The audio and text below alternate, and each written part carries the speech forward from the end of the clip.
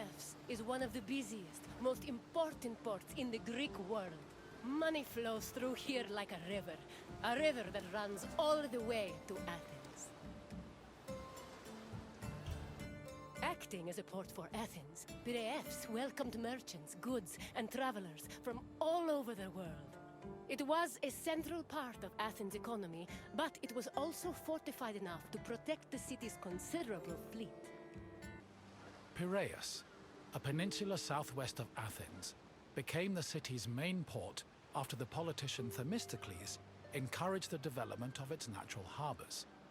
These developments led to the gradual abandonment of the older harbor of Phaleron. Piraeus's fortifications were further developed by Cimon and Pericles, along with the long walls which ensured goods could still be moved during sieges. Piraeus was divided into three main sectors: the military port, the emporion, and the residential area. By the 5th century BCE, it had become not only Athens' naval headquarters, but also the mercantile center of the Mediterranean. Piraeus' development during the 5th century BCE attracted a large population. Many craftsmen, merchants, bankers, sailors, and ship owners moved to the port in great numbers. The population was a mix of Greek citizens, foreign visitors, and immigrants, known as metics.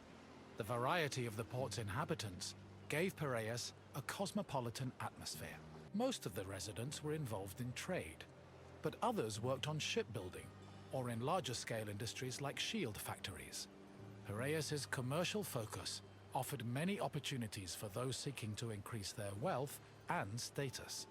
One such rags-to-riches tale is that of Passion, a slave who eventually became a citizen and earned a fortune thanks to his bank and his shield factory. Within the port, there were two separate categories of trade: international trade, which took place in the emporion, and retail trade, which was managed by Kapoloi in Piraeus' agora. The emporion was a commercial port dedicated to trading goods from overseas. All international transactions were required to be made within its limits and needed to be exclusively wholesale. Elected magistrates managed all business and laws in the port.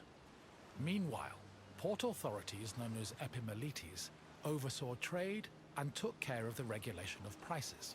This was an especially crucial duty, as the amount of supplies and goods could fluctuate wildly based on factors like bad harvests or lost cargo. Common products sold in the emporion included vegetables, fruits, fish, leather, timber, marble, metal, weapons, and ceramics. According to Hermippos, Athens was also wealthy enough to afford the finest goods from all over the world, including figs from Rhodes, almonds from Thassos, oil from Samos, and wine from Chios. Taxes were collected on all merchandise that came into the emporion, which provided Athens with a major source of income. After arriving in the emporion, merchants set up samples of their goods in a display area called the Deigma. This was where citizens and foreigners gathered to officially make their deals. And almost all merchandise that came into the emporion was traded within the area. The Deigma was under constant supervision by magistrates, who negotiated price control with the importers. They would occasionally give special privileges to those who agreed to sell at lower prices. These privileges ranged from tax exemptions to specially reserved seating in the theater. A commercial tax of 2%, or a pentecost, was placed on all cargo entering and leaving Piraeus. The tax was collected by a group of 5 people called Pentekostologoi. According to Andocides, this position could be bought for the hefty sum of 30 talents, or 180,000 drachmae.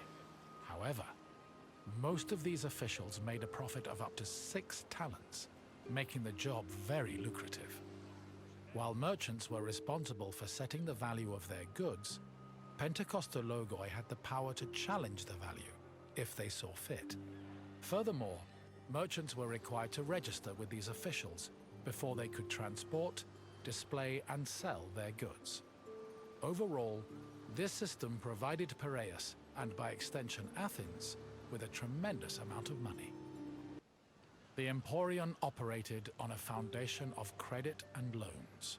Overseas commerce was handled by two types of tradespeople. Emporoi transported cargo in borrowed ships, while Naukleroi were ship owners who moved goods on their own vessels. Elsewhere in the Emporion were bankers and accountants who arranged loans and kept track of incoming and outgoing ships. Emporoi and Naukleroi financed their maritime voyages with these loans, which often had a high interest rate due to the dangers of sea travel. Emporoi used the loans to pay for both the cargo and the right to a ship, while Naukleroi only had to pay for their crew. Loans and interest were repaid upon a ship's return to port. However, in the event of a catastrophe such as a shipwreck, the merchant and ship owner were released from their obligations, and the losses were transferred to the lender. You've returned! I hope you enjoyed your stroll through the port. Piraeus was important to Athens' commercial interests, but it eventually came into its own as a vibrant and bustling port.